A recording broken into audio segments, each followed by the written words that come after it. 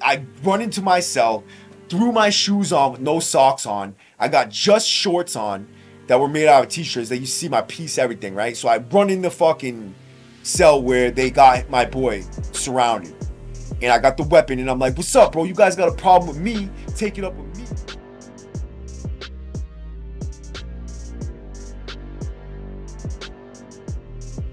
Welcome back to the W number, folks. Tonight I got a personal story of one of the most disgusting tools of the drug trade that you could possibly imagine. It speaks to human ingenuity and the lengths motherfuckers will go to in order to get high.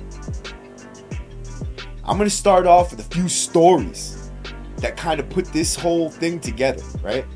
When I first got up there, I ran into a kid named Turtle. Not Black Turtle, which a lot of people from Mass will know. This is a more obscure dude, right? Little white dude, had a mohawk and grimy looking dude, bro, right? And he was a little puppet of one of the runners that worked in the orientation unit when you first come into the Max L2, right? And I had heard stories about this kid that, you know, they did not add up to what I really found out at the end of the day. But there was this dude, he wouldn't come off of drugs unless he got a certain payment. If you know what I mean. This dude would take only one thing, and that was the booty, right? This dude had drugs though. And because he held out, anybody who came through that was willing to do what he wanted would get them, and only them. He didn't have them to make money, he had them to get what he wanted. So I used to see this dude talking to this dude all the time. And I'm like, you know, what's up with these two? This dude would go to his cell, the current would go up, and then he would leave, and then later that night this dude would be so high, he'd be like, you know, bent in half in his cell. Like, what is going on? This dude, man, weird, bro, right?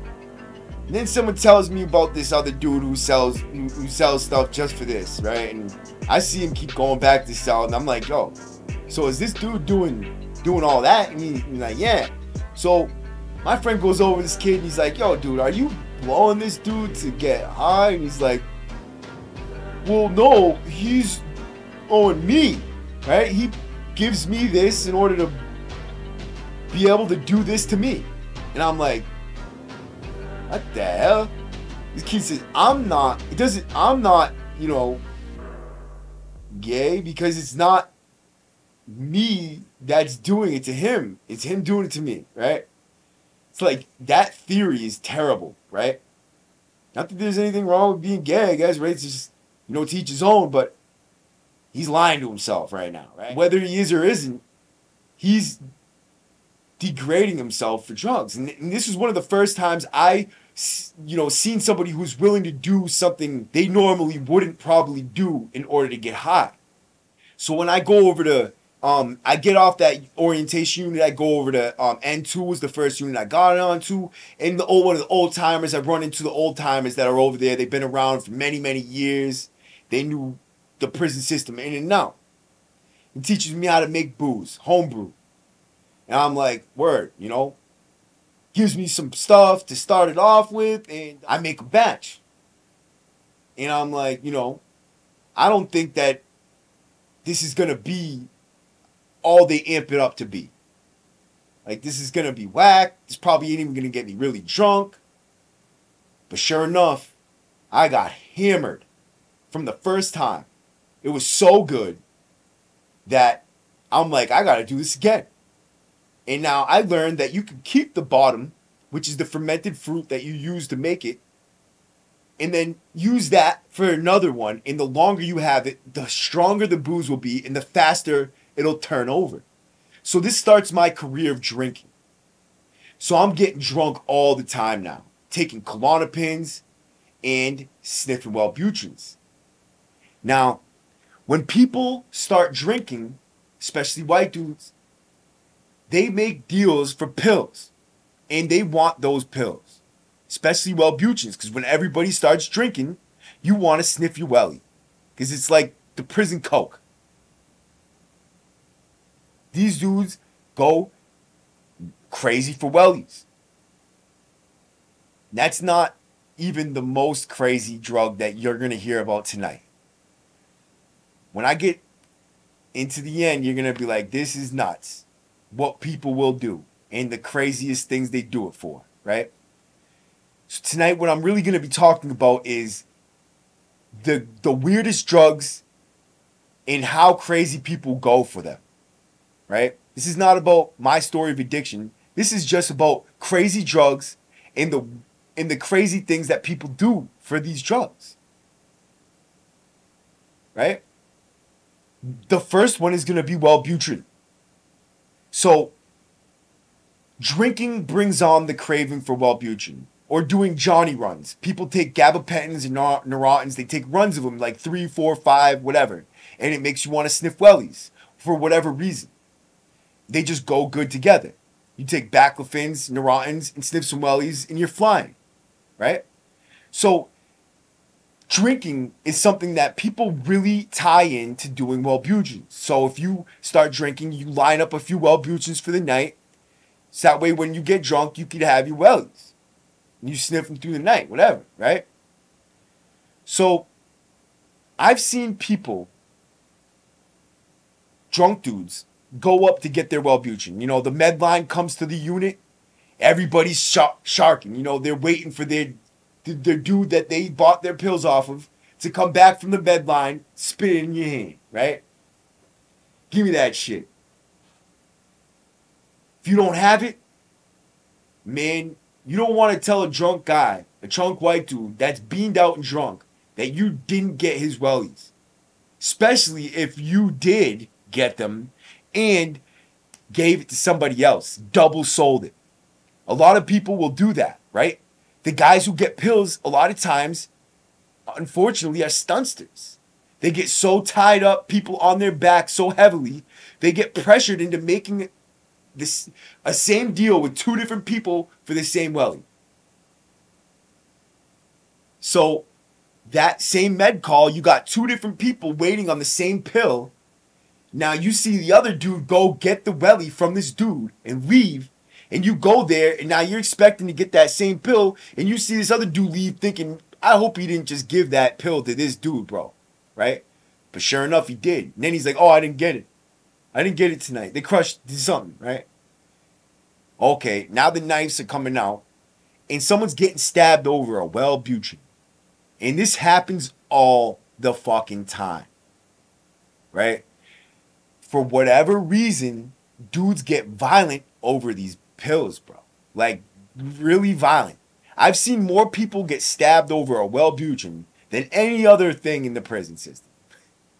When drinking and Wellbutrins went together, that is what it was, right? Dudes get stabbed over Wellbutrins, right? One night, in H2. This is an orientation block. I got sent over there for some reason or another. I just got out of the hole. And this is right around the time that dude CJ got stabbed. So, this is right when it happened. Matter of fact, I'm going to tell you the whole story. So, I'm over there, and one night, me and my boy DH, we go around buying booze. Even took some booze from this one dude. We took his batch, strong-armed him for his batch. And we start drinking. We had our own batch, mind you. We came off of one of ourselves, right? We each got 5 bottles off that. Now, 5 bottles, if you know about homebrew, is a lot. Then we went and got more off of everybody. By the end of the night, I had 20 bottles of my own booze. So I'm walking around with a laundry bag of bottles of booze like I'm Santa Claus, and I'm not sharing with anybody. And I'm so beamed out and so drunk at the same time, I can keep drinking, and I'm taking beans, and I'm fucked up. So we go up, we smack this dude around, and take his Klonopins. His name was MacGyver. And he was in prison for blowing a dude. A younger dude. He was a creep. Right? So, we had no respect for this dude, bro. the fact that he was there was a testament to his capabilities of electronics. That's why they called him MacGyver. The dude could fix or build pretty much anything. Now, there's different MacGyvers in the system. So don't get this confused, right? This dude, his initials were DT. Last name Tuttle. I'm going to put that out because the dude's a creep. So, and there's another dude that's a really good dude. We call him MacGyver. He's not him. DT. So, we smacked the dude around, take his Klonopins, and I didn't even realize that DH, my boy, got into an argument, and I think he smacked a cop or did something along those lines, and he got lugged. And I'm so drunk and beaten down, I don't even realize they took him off the unit, and I'm still walking around all fucked up. Indirect comes at the end of the night. I end up in my boy, we'll just say Shano, because that's what dudes called him, and doesn't say his whole name. So Shano, where I'm in his cell, and good dude, one of the best, very funny man, and solid, tough kid. Loved his bicep curls, big old biceps, little skinny legs, kind of like me, right? Known for fighting, good dude, one of my bros, and I end up in his cell. If you're watching this, you remember this night. It's hilarious, dude. You know what I'm gonna say. So I got all this booze in a laundry bag, and I got a bunch of Wellbutrins. So I end up in his cell, and I'm breaking them up, and I don't realize it's about to be count time. They're closing doors, and we gotta lock in for the night. So I got all these lines of Wellbutrin on the table and a bunch of booze, and I'm in there hammered drunk, and now they're closing doors. So I tell Shane O'Selly, I'm like, go lock in my cell for the night. Because I don't want to leave all this shit on the table, and I'm so drunk, I might have fallen over if I stood up. So he's like, no, I don't want to go lock in your cell for the night. I'm like, dude, go lock in myself for the night. We're going to get lugged, bro. He's like, nah, man. He's like, I'm not doing that, bro. So the door closes, and I'm like, all right, now we're all in here. Fuck it. And I'm not going back to my cell because it's all gone. So we put the curtain up. The curtain in my cell was all the way up anyways, and I lived by myself. I was in a single cell. I had basically single cell status because they thought I was psychotic. So they kept me alone for most of the time, and I fought the double bunking so hard that, it was the thing. Like, they respected that shit and left me alone for as long as possible until they had to fill the cell up, and then they would put someone in my cell. But if they didn't have to put someone in there, I was alone for the most part. So I was in a single cell. My curtain, I kept it always pulled shut. So when the door closed, you couldn't see in my cell. You couldn't see that there was nobody in there. We had the curtain shut in this cell now. So they come around for count time. They don't even realize I'm not in my cell. Neither is anybody in my cell, which is why I want Paulie to go over there so that he could say he was in my cell. And when they knock on the door with the curtain up, and just say something, and they would keep it pushing, and I'd be over here. We could switch in the morning, back in the morning, and they wouldn't say nothing. But he didn't do that, so now we got 3 guys over here in a 2-man cell, and nobody in that cell. It gets to like 2 in the morning, and I'm in there pissy drunk, right? I told my boy, I'm like, here, take a sip of this, you know what I mean? Try this booze, it's so good. Oh, like, oh, he's not drinking that night, but he took a sip. So all this shit's gone. I sniffed all the wellies up the table. My booze is gone. I drank all that shit. Now I'm like, yo, I'll go back to my cell. So I'm telling him, like, yo, I'm going to tell him I'm going to go back to my cell, right? You're like, yeah, all right, cool. So I don't give a shit. Neither do none of us. We were living by the code of who needs good time when you're having a great time. I go to the door and I'm like, boom, boom, boom, boom, boom. And the cops, now we're in cell 2, mind you, which is right there next to the desk. So the cops all look over, there's like 4 of them. It's the overnight shift, so you got the rover and a cop from some other block just hanging out with these cops there, right? They're all hanging out, just talking and shit. And I'm banging on the door like boom, boom, boom. Shano keeps giving me one-liners from Family Guy to yell out the door at them. So I'm yelling one-liners from Family Guy at these cops, and he's telling me, tell him, it's Fugazi. I'm yelling, this is Fugazi. It's Fugazi. The cops are over there like, what the fuck? This kid's hammered, right? I'm so drunk, and they were just probably writing it off. They didn't even come over. They didn't see nothing what's going on. So finally, they do a round when they're time to do a round. They stop at the door. I'm like, I want to go back to my cell. And he's like, what do you mean you want to go back to your cell? He's like, you're in your cell. I'm like, no. My cell's over there. I'm in here. This is not my cell. And I'm drunk, so I'm like acting stupid. Like, my cell's over there.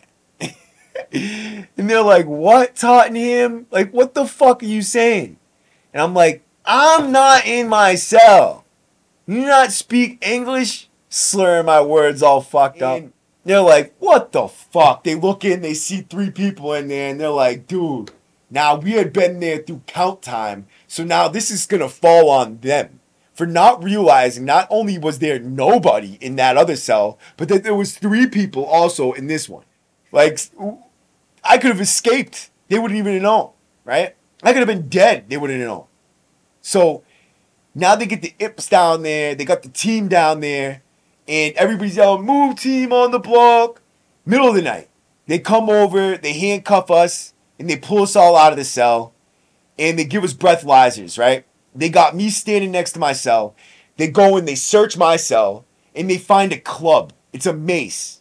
I had a rolled up magazine with a deodorant where I emptied the roll-on deodorant. I took the ball out of the top and I filled it with sand and rock gravel from the yard so that it was heavy as fuck, right? And I put it in the end of the magazine roll, like rolled the magazine around it, and I had battery spikes that I drilled through the magazine so that at the end of it was 100 battery spikes sticking out so that it was like a mace. And you hold it from one end, and you can rip apart someone's whole face with the other end. And you tie it up with a bunch of rope so that it's really fucking solid, right? And this was the weapon I chose. And I had knives and shit, but this was the weapon I liked for on the tier brawling, is so to speak, as if I was going to do that, right? They find this thing, and they come out of my cell, and they're like, Tottenham, what the fuck, dude? Now, they breathalyze Shano, and he fails the breathalyzer off of one sip, right? I felt bad because now they're going to take him off his Klonopins, which he was on Klonopins. Because they take your medication for any breathalyzer or dirty urine. If you're on psychiatric medication, take it right from you. Don't ask me why. They assume, I guess, that you're going to abuse any medication you're on if you're abusing anything, which is not true all the time. They come to me now with the breathalyzer, and they're like, blowing to the stick, Tottenham. I'm like, no. Like, blowing to the fucking stick, Tottenham. We know you're drunk already. We just need to put it for the record. I'm like, you know I'm drunk. Why are you blowing the stick for? Right? All fucked up. And they're like, just blowing the fucking tube, Matt. I'm like, I headbutt the thing, right? And the thing splits down the center. The pipe goes flying down the tier. And I'm laughing my ass off. And they're pissed. And they drag me, push me into the cell, right? So I'm in there laughing, dying laughing. They take my handcuffs off, put me in there. I'm on AA now, right? So the next day they come and they're like, here, Maddie, we're going to give you these last pills of yours because we're taking you off your Wellbutrin. Now I was on Klonopins and Wellbutrin and gabapentin. But they're going to take, of all things, the Wellbutrin alone. I didn't get caught with Wellbutrin. I didn't get caught with none of that. They took the only pill that I actually really was using that they didn't even know about. So I'm like, all right, well, whatever. They give me the cup, and the nurse is like, this is your last dose. I said, what? So I smacked the cup off my trap, and it goes flying, and all the pills go flying all over the tier. There's people on the phones. There's people all in the tier, and I'm like, grab that. There's good pills in there. So you got people reaching on the ground, grabbing the pills, and the nurses all mad, huffy puffy. And I yell at her, you stupid bitch. She's walking away, and fucking now I'm getting lugged because I called her a stupid bitch. Not because I gave the tier pills, but because I called the nurse a stupid bitch. They're coming to grab me now, and they're going to put me in the hole. They put me in the hole, and they take my Wellbutrin completely away. Still on my Klonopins, Gap-Pens. They come to me, and they see a doctor. The doctor from the streets now comes to see me, and she gives me Adderall instead. That you take me off my Wellbutrin because I was drunk, and now you give me Adderall instead. And this is because they thought I was so out of control, they had to do something. And now this is what I mean by they tried to pacify us with medication. This was by no mistake. They came and saw me right after I got up there, and this is on a tear. I'm tearing the place to pieces. Fighting the Moo team, getting in fights, and weapons, and now I'm fucking, fighting with the cops and breaking computers. Now I'm fucking headbutting the breathalyzer machine. They don't know what to do with me. So they're like, here, give him Adderall. They think I'm ADHD like a motherfucker, right? Now I get the Adderall. I'm like, what the fuck, man? Now I got the shit, bro. And I got a no crush order on my Adderall. So now I'm saving them up and taking a bunch of Adderall. I'm fucking glued to the wall, dude, building chairs and fucking doing what else, right? So I'm selling, I got about $1,200 income at the end of the month off of just that alone.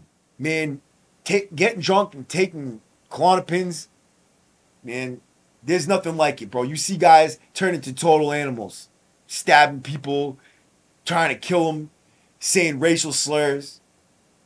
That's another combination that makes people go crazy in prison. Klonopins and alcohol. A story that I'm going to tell you now has to do with Klonopins and alcohol, right? I'm in N2. This is when N2 was a feeding block, the aggressive block. The quays in the max are N2, P2, G2 for aggressive blocks. That's all on the second floor. So that was all the feeding blocks where you don't leave your block to go to a chow hall. You eat right there on the unit, and everything pretty much right there on the unit. Except for the yard and the gym. You go to the yard, gym, chapel, library, that shit, but you eat right there on the block. Because, they say, aggressive dudes, we take over sections of the chow hall and we cause problems in the chow hall. You got a table, you ride for your table, you eat with your table, causes more tension in the chow hall, whatever. Keep us in the block, feed us right there. So I'm in N2, and one night I'm beamed out. Took mad Klonopins, mad drinking all night. And I'm talking to my mom on the phone, and there's this dude. I'm not going to say his name or exactly what I said to him, but I'm telling you what happened, right? Sitting right next to me in between two phones. So now I think he's friends with the dude that was on this phone, but I was so beamed out and drunk I didn't care. He was sitting on he had the trash barrel flipped over, sitting on it like a chair in between the two phones. And I'm like, hold on, Mom. Now this kid's really close to me while I'm on the phone. I felt like it was disrespectful. So I put the phone like this, and I take my arm, I put it around him like this, and I'm like, yo, I heard blah, blah, blah, in his ear, real close, whispered it. He jumps up. So you don't believe everything you fucking hear, bro. And I'm like, hold on, Mom, I gotta call you back. I hang up the phone, and I walk into my cell, which is literally like right there. And I was double fisting. I had two big, big knives. I pulled out both of them a little bit, just enough so he could see what I was doing.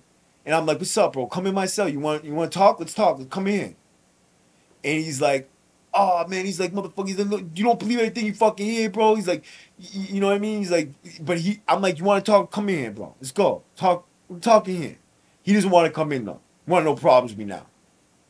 So that night comes along, and I'm yelling stupid shit out the door, drunk and beamed out at this kid. Now, he's in a gang, and I'm fucking, saying dumb shit.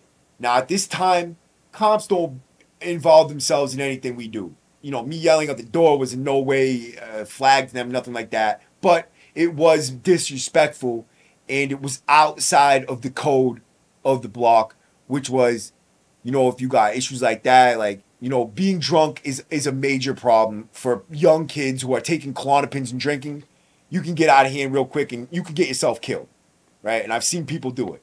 But because my name carried so much weight and I felt like I could do whatever the fuck I want kind of thing. I was young and arrogant. I said whatever the fuck I want, did whatever the fuck I want. But I did live by the code for the most part. Yelling out the door like that was stupid. Shouldn't have did it. But I was beamed out, literally didn't even know what the fuck I was doing. And when I woke up in the morning, it was mad late. My door's already open. And my boy comes running in and he tells me, Maddie, he's like, they got JB over here in the cell with like 9 of these dudes. And they all got weapons and they're going in. I don't know what's going to happen. He's like, but it's over what happened last night. And I'm like, shit. So I jump up out of bed, run out to the rec deck where I stashed my knife, ripped my knife out of the sit-up machine, and I run back in, and now I got fucking no shoes on, just bare feet, fucking plodding on the floor, like literally, dude. I run into my cell, threw my shoes on with no socks on. I got just shorts on that were made out of t-shirts that you see my piece, everything, right? So I run in the fucking cell where they got my boy surrounded. And I got the weapon and I'm like, what's up, bro? You guys got a problem with me? Take it up with me. This is my friend. He doesn't have nothing to do with this shit. And I told him what happened. Like, I felt like I was disrespected. Kid was sitting mad close to me on the phone. And they were mad about the yelling out the door the night before. And I didn't even remember I did that. So I'm like, what do you, I don't know what you're talking about, but I know, this is what happened, right? And so they're like, yeah, you was yelling out the door last night, bro. I'm like, well, whatever, bro. So what if I was? So like, bro, we're going to have to get that, bro. We're going to line up, bro. He's like, they got really serious, bro. Like, these dudes are big ass dudes, and there were serious motherfuckers in there for life sentences. And I was just wild, bro. I was reckless, and I'm like, you know what? Line them up. We'll fight. Go in any cell right now. Whatever. We'll do this shit. So they're like, all right, at halftime at yard, come back in. We're going to use one of my friend's cells because it was the back corner cell. And we're going to have one of their boys and one of my boys at the door. And we're going to fight. Line up whoever. What was said at the time was there was going to be 4 dudes that took offense to it. So I was going to fight them. Right? Those 4 dudes. When I come back in from yard at halftime, my boys are like, Maddie, we're going to go with you so we could ride out with you, bro. We don't want you to get jumped, whatever. I'm like, nah. You guys stay out here, bro. I'll be good. Take care of this shit. It'll be fine. I don't care. Whatever happens, they're not jumping me. Everything's already ironed out. We're going to go in there. We're going to fight. Doesn't matter how many people I fight. That's what it is. You know what I mean? That's my penance for being a crazy bastard, right? So I go in. And, the first thing you do is you get patted down by all the COs coming out the yard. They pat you down for weapons. I walk in. I walk up the stairs. Walk in the Sally Port. Go to my block. Walk past the CO's desk. Walk past all the cells. Everybody's standing in the back of the block waiting for me. So I'm like, damn, this is looking crazy, right? So I go back. I get to the back cell. Take off my shirt. And there's a dude in there already waiting to fight me. I didn't see anybody else lined up outside the door. My boy tells me, look, they just want you to fight this dude here. And after that is what it is. So I'm like, all right. Take off my shirt. Bang this dude the fuck out, dude. Knocked him out. Woke him up. Knocked him out. Woke him up. Knocked him out. Woke him up. He split my nose. Bleeding my nose. That shit was crazy. They like, yo, okay, that's good enough, Maddie. It's good enough, right? I took his hair. Smacked it off the corner of the desk. He was busted. That was it. I fought him. I'm bleeding out of my nose. He's all fucked up. And we get away with it and go our separate ways, bro, right? That shit could have been a bloodbath, bro. It could have been weapons. Could have got my boy killed. Could have got me killed. Could have got somebody else killed because I wasn't going to go out without a fight. So I'm stabbing whatever I can before I go out. So I'm going to take people with me. Could have been a really bad scene, bro. Klonopins and alcohol. And that happened all the time in these units because we had a bunch of young kids drinking and taking Klonopins. Now, the clincher story is a drug that nobody would expect to get you high or be used in this manner. We're talking about bennies. If you don't know what I mean, you're going to have to stick around and listen to this story. The little pink capsules, bennies. We have syringes on the block. We've always had syringes in the max. People will go out of their way to get syringes. Even if you're just getting the tips of the syringes, we make our own. So when you get the tip of the syringe, the needle head, that's all you need to make a professional, perfectly usable syringe, right? After you get the tip of the needle, so somebody will go in if they have diabetes, they have the needles where once the needle gets pressed down to the bottom, the needle in the tip shoots back up into the thing. Now, you take that, you have a pencil in your hand, and you throw the pencil in the box where the sharps go, and keep the needle in your hand, and then you walk out with it like that. So they hear something going in the box, and you walk out with the needle, and they don't even know. Really slick dudes get away with it almost every night, and you can sell the needle for $100. What you do when you get the needle is you can either reform that needle, which is hard to do because once the needle goes inside, you have to break it open and get that needle out. So you can't use it anymore. So you take the tip of the needle. But sometimes you can. Like if you pull the back off and you do it really slick, some people can do it. But it's really hard. So most likely you're going to break the needle open. You get the tip out.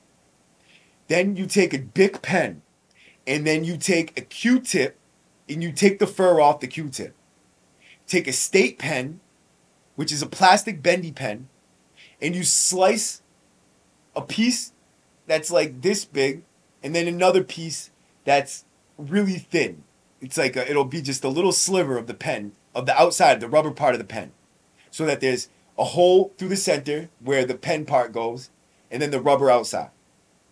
Now, then you take a little piece of the inside of the pen, the plastic part where the tube is, and I will remake one of these for you as a video so you can see how we make syringes in there. I'm going to make a short video on how to make it, and then you can see that. I just don't have a needle tip, so it might be hard. I might get one just to make the video. I'm thinking about it. But yeah, you take all these little pieces, you take saran wrap, and you make it, and you make a plunger, you make the tip with, it's literally, you can have it so that there's no air spots where like some of the drugs get caught and don't shoot in. Like it literally pushes everything in and out. You can clean it very easily, and it's literally airtight. And you can continue to have it just like that. A professional, literally, like you bought your own personal needle from the store. It's dope, right? If you're into that type of thing. People take pride in the way they make them and how clean they keep them. People could share them because you use cleaning solution, bleach, whatever, and you can share them. And, you know, people that have them usually will have a certain circle of people that they allow to use it. And you know who has the diseases. Like, there's not many people with AIDS in there. If you have it, you have to take a cocktail, and you'll know by what they get at the med window if they have it or not, or if they get the insured drinks, you know, dead giveaway. But most likely you don't have it. And if you do, you'll let people know so that they don't catch it, because inside, respect and honor and loyalty and your word goes a long way. And so people have really a lot of respect for each other, and so they will not do that to you, most likely. Not to say it's never happened, but it does. I've never seen it happen. Someone catch AIDS. So Hep C, yes. A lot of people catch Hep C from these needles. It's a gross thing, but it's the reality behind the wall, right? So what they do is now you can use these syringes to shoot anything. One of these things you'll shoot is Benadryl. Not the pills, but the capsules. You take the dust from the capsule and you pour it into a spoon and you suck it up. 5 20 milligram Benadryls will put you on Queer Street. This mixed with a shot with the Suboxone, piece of Suboxone, guys go crazy. It's not just anybody, but the guys who do the bennies, every night at med call, everybody who gets bennies is tied up for months. So people are sharking out bennies. Let me just get one. Let me get one. And if you could get 5 together, even 3 of them or 2 of them, mixed with a little piece of Suboxone to take the edge off that kick that it gives you, and boom, guys are going nuts for these things. Every night there's madness ensues. When the med call comes around, guys are running around for Benadryls all over the block, sewing them up. Like really, in every unit, guys are reaching out for all these people that get Benadryls in any unit. So now Benadryls have become a commodity, and everybody's trying to get on them because you can make good money on them. Each one of them goes for at least $1.50, $2. So if you can sell 5 of them a day, some people get 3 a night. You can't get 1 full thing a day, but if you got 2 or 3 people sewed up, you can get 1 shot a night. And most people figure it out every night if they do it, because not everybody does this. But it's one of the most peculiar things, and now it'll ruin your veins. And there's one dude that is like the Benadryl king. He's the one who introduced people to it. It's an antihistamine, so it constricts your blood vessels, and it makes you have this crazy rush. It's not what you would think, like a downer. It is like a crazy up. You're like, it's like your head explodes. I've done it a couple times, and it's fucked up, and it's addicting, very addicting. People ruin their veins, and after a little bit, you don't have any veins left because it'll constrict and tighten and clog your veins. So guys with no veins, no way to do this, running all over the unit with no way to shoot it, so they're sticking themselves all over, blood everywhere with needles, like nuts. It's one of those things that turned me off so bad that after the second or third time I did, I'm like, no way, no more. Not only that, but it makes you feel very odd. It's a gross feeling. I didn't like it. And the people that were so hooked on it like that, it was sad. It was sad.